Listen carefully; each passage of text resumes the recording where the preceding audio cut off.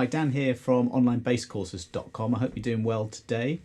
I'm just going to take you through that bass line and show you how to play it, but also maybe how to memorize it and how to really get it under the fingers, and also how to add a few of your own touches and a few fills in there if you want to do that. Now, if you were playing this live, you would probably stick pretty closely to Freddie Washington's original bass line, which is amazing. Every note in it is just perfectly placed.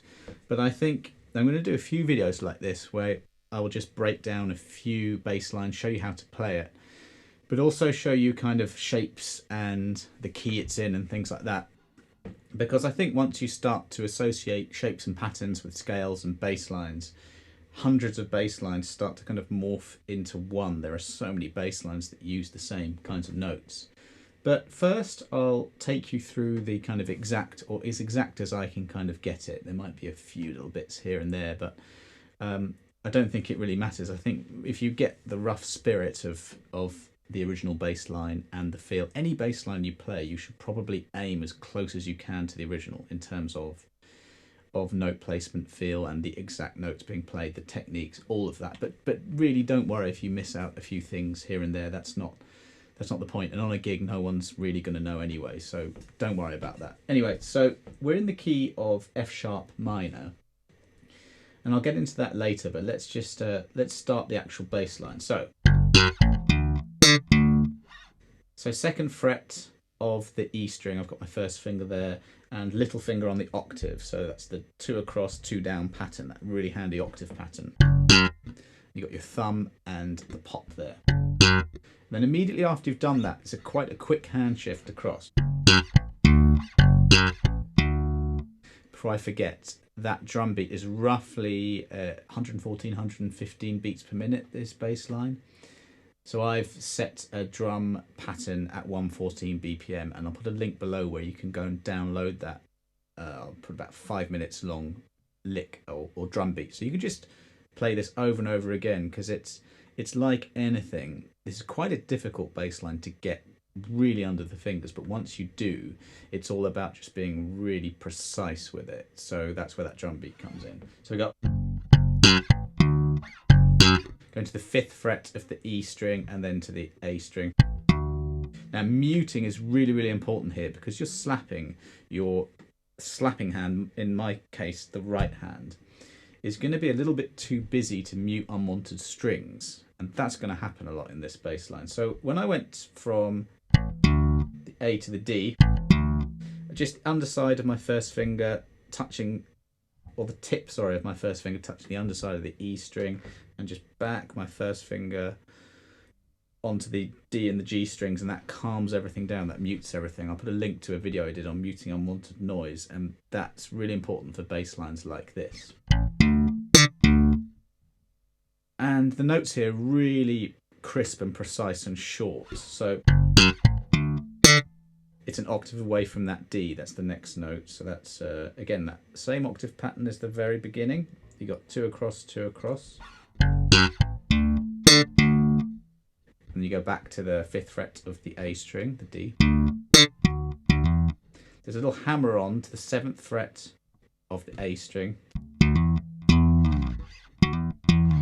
And you've got a little slide down. So I'm using the little finger on that hammer on from fret 5 to 7 on the A string. You can use your 3rd finger if you find that easier, if you want to do that. And there's a little slide down. So it's the B to the C sharp, 2nd to 4th fret of the A string. And a little hammer on from 2 to 4, it's E to F sharp on the D string. So far.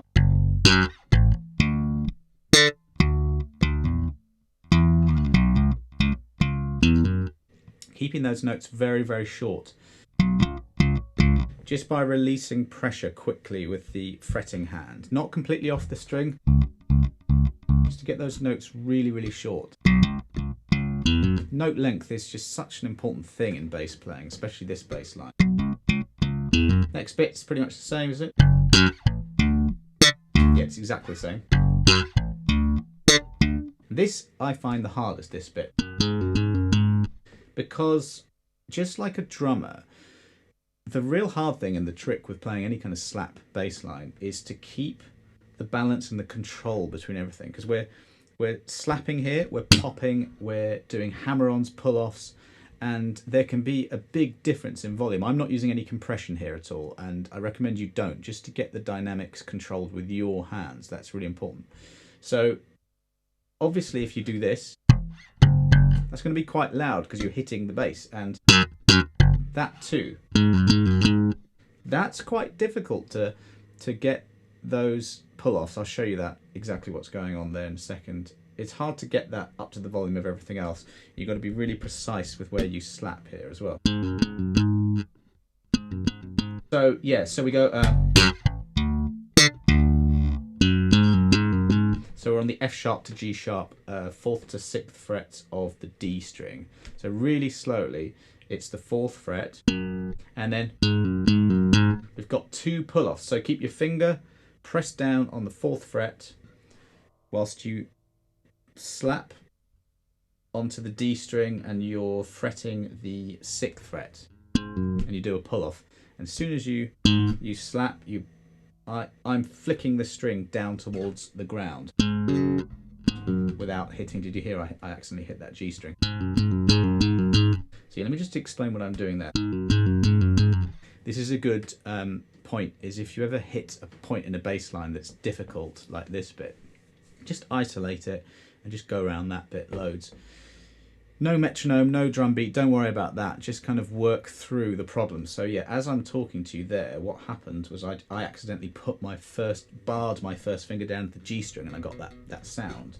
So what I'm actually doing here, again, I'm playing the 4th fret of the D string, the F sharp, fretting that with my first finger, but the tip of the first finger is on the underside of the D, and I'm just backing this first finger down so it lightly touches the G string, and now those 2 strings there are muted, and I'm being precise enough with the slap here that I'm not going to be hitting the E string, because at that point there I can't really, unless I use my little finger for the pull off, which is even harder, but yeah, that would allow my 2nd finger to mute the E string, and this muting business is really, really important here if you want to get it really precise, really clean, which you should aim to do. So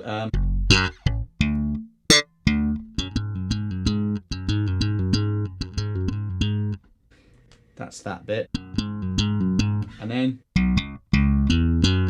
so we're back to the 2nd fret, 4th fret of the A string, and this bit's all slapped.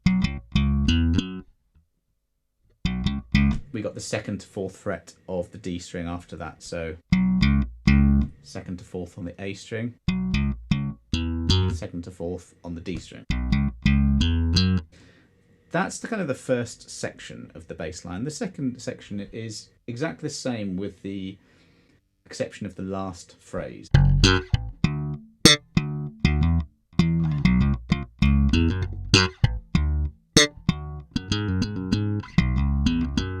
That little bit there. So I'm pretty sure it's all slapped here with some hammer-ons. So we've got a hammer-on from fret 2 to 4 on the A string, the B to the C sharp. Then we've got a slap on the 2nd fret of the D string, and this hammer-on back to the 4th fret of the A string. And that's a little tricky thing as well, because you're hammering down from nowhere to a different string that you were on before. So it was on the D string, and I just got to hammer on to the A string. And you can see my hand here is kind of sort of splayed across the fretboard to just, again, to mute the unwanted strings there. Because if I didn't do that, there you can just hear all the strings ringing. Whereas there, everything's under control because of the muting. So hammer on, slap, another hammer on, and then you're slapping down 4th fret D string, and then 2nd fret D string, and then another one of those hammer-ons onto the same note, the C sharp.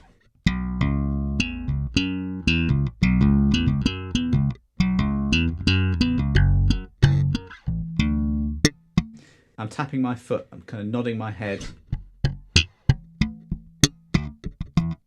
And my hand is just trying to kind of stick. It's a bit like guitarists when they strum. When you look at someone like Nile Rodgers, and he's keeping this 16th note thing going, he's keeping in the groove, and that's what you've got to do as well with this. So that's how the bass line goes roughly. And you know, try and get it as precise as you can, and listen to the original and try and get everything as precise and in the groove as possible. Now, there's a tendency when you're playing this to want to rush. And part of that is because the technique is quite difficult. So, you know, when you do that, you tend to speed up a bit. So, you know, make sure you're holding the bass properly.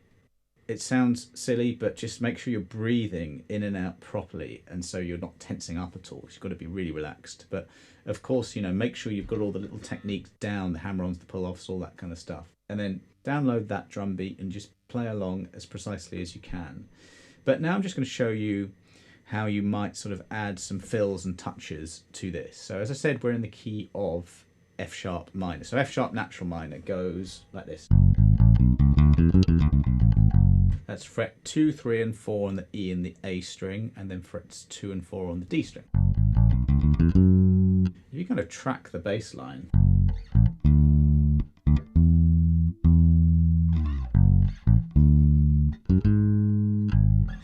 kind of like going through the notes. I mean, that would be a very simplified version. It's kind of going from the first to the third to the sixth, then it goes to the seventh note,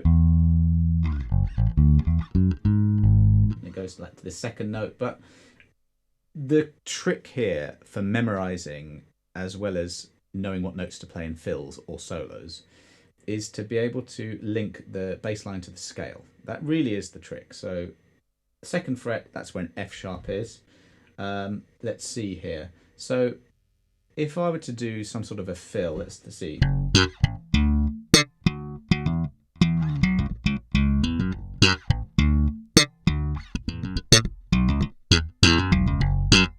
So all those fills I did in this position here, and forget fills, even the actual bass line itself conforms to the patterns that there are on a bass. So before I show you a couple of fills, let me just go through that. So we have a minor pentatonic scale, okay? That is, basically, it's a natural minor scale, and subtract the second and the sixth note, you've got your minor pentatonic scale.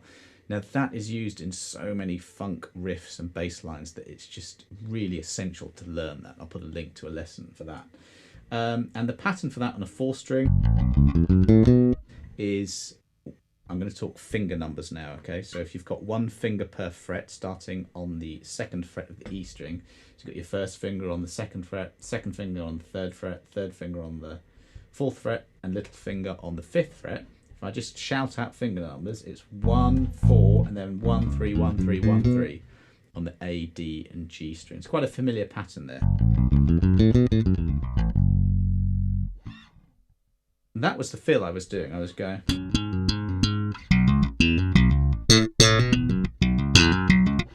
I mean, that's too many notes for a fill. Just to demonstrate that that's the right sound for this. And that little slide, I just slid into the second shape of the minor pentatonic, and you should really learn, okay, the shapes going from, in this case, the second fret going an octave higher on the same string would be the 14th fret of the E string, and there are a bunch of shapes, 5 if you go across this way, going across here, and you need to learn all of them. They figure in bass playing all the time. So that was just a slide from fret 4 to 6, back to the second fret, hammer on, or pull off from 4 to 2, on fret 4 of the D string.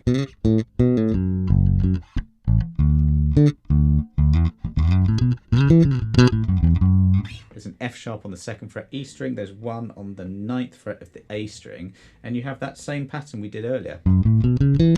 Right there. Just a little slide there from 9 to 11 on the D string, with the third finger, going to the first finger on the 9th fret of the G string.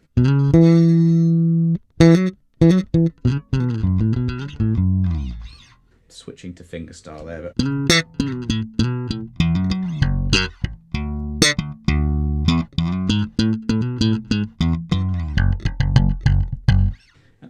everything there,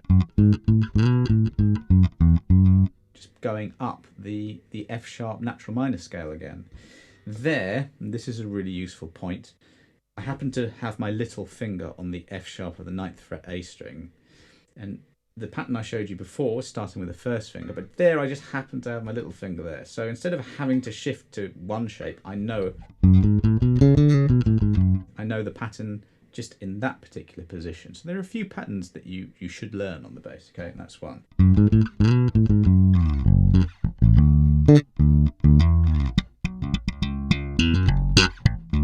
Don't forget you can alter rhythms as well, so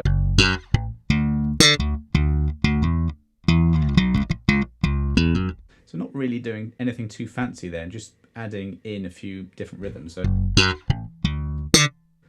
just another rhythm on the pop there, the 7th fret of the G string. Now that little phrase there, just changed it slightly. Instead of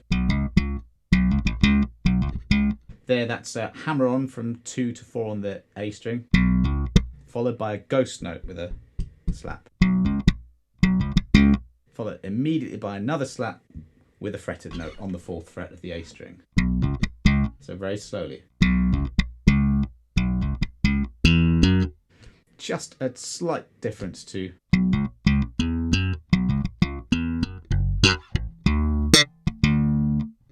now. I'm going to do a few more bass line breakdowns a bit like this, and what I want to do really is just show you that every bass line, or most bass lines, especially of this kind of type, conform to a scale.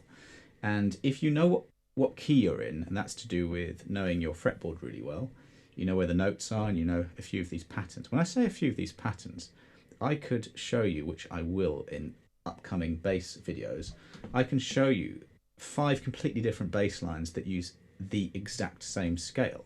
They may be in different keys, they may be played in different positions, but they are exactly the same notes.